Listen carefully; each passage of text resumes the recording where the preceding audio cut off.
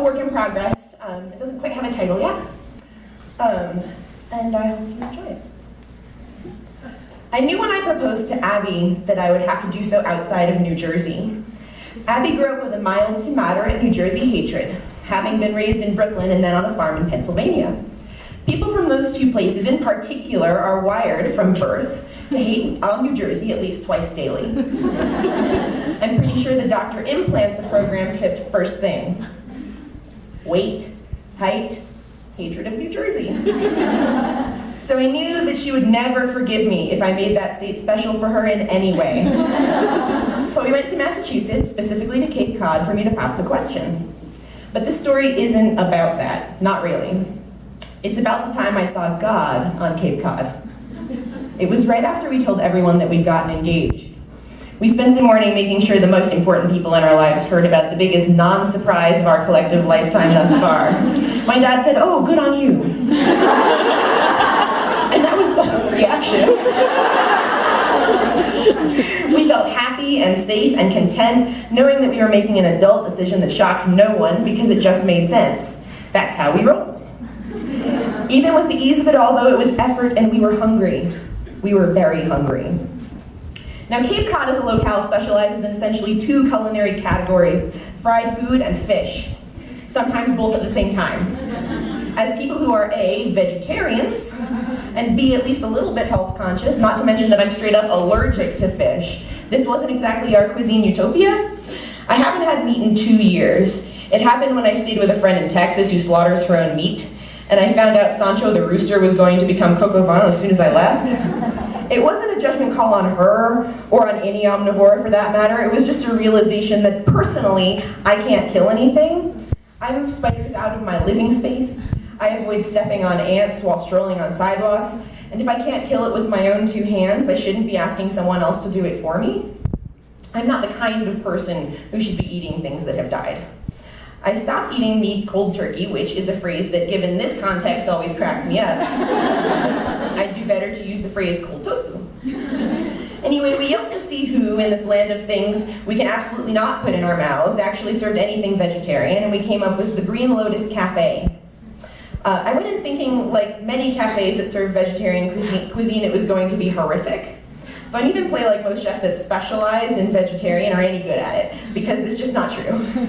Most people whip up a bunch of mediocre side dishes and call it a vegetarian meal, and then forget to tell you that the fries are fried in the same vat of terrible that the fish sticks occupy. That's what it is. That is always what it is. I was surprised to see on the menu my very favorite sandwich of all time, the Reuben. It was the second thing on the menu, right after something that looked frankly inedible. Probably that first menu item had mushrooms on it, and I have a policy of not eating anything that will eventually eat me. This Reuben is vegetarian? I asked. The woman behind the counter confirmed that it was indeed vegetarian. Skeptical though I was. I had just gotten mother flipping engaged, and I was willing to give it a shot because, damn, this was gonna be a good day even if this sandwich was just a pack of lies between 2 slices of bread. The pickle looked weird. That's the first thing I noticed. It was like neon green, like it had been lit up from the inside to attract unsuspecting vegetarians. I put the weird pickle aside, and then I took a bite of the sandwich.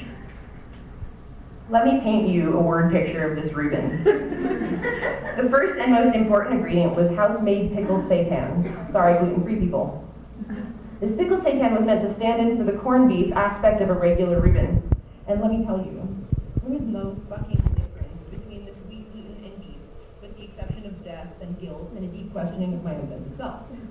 And it wasn't sad, greasy, deli meat fakery. It was sumptuous, and that is the only fucking word to describe it. It stood up proudly. It was robust. The Swiss cheese was just Swiss cheese. There doesn't need to be anything special about Swiss cheese for it to be the best goddamn cheese you've ever eaten in your life. It will always win. And then there was the coleslaw. While many sandwiches have the divine option of adding coleslaw as a side, the Reuben excels beyond all others in that it takes this most holy of side dishes and places it right on the sandwich. Like giving someone a seat of honor at a dinner party or a ceremony. And I have a theory. The closer you get to coastal Maine, the better coleslaw is. Since Cape Cod is closer to Maine than Buffalo, New Jersey, the coleslaw earned that seat of honor. It earned that seat of honor in my mouth. I'd also forgotten how much I like Russian dressing, because the only appropriate situation in which to eat Russian dressing is on a Reuben, a thing I have not had in 2 years. And on this Reuben, it was as if the coleslaw, pickled seitan, and Russian dressing were dancing, but like dirty. They were all grinding up on each other in the middle of the club, and everyone else around them was pretty sure they were all going to fuck.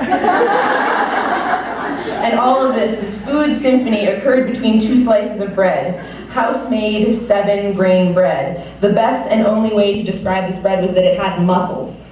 It wasn't weak and floppy like Wonder Bread, it had been doing push-ups. The final ingredient in this Reuben, I am pretty sure, was Jesus Christ.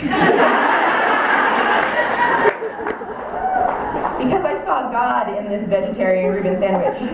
I saw God or Gaia or the universe in this meal the way sometimes people phone into the greater spiritual network while they're having an orgasm. Mastication never felt so good.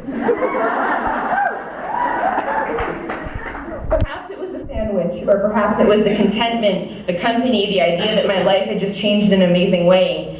Perhaps it was the access. In fact, I'm sure that was part of it. Access to my favorite sandwich. A sandwich that had been ripped away by my conscience and who I frequently witnessed seeing other people. The access tasted fantastic. I even ate the weird pickle, and even that was amazing.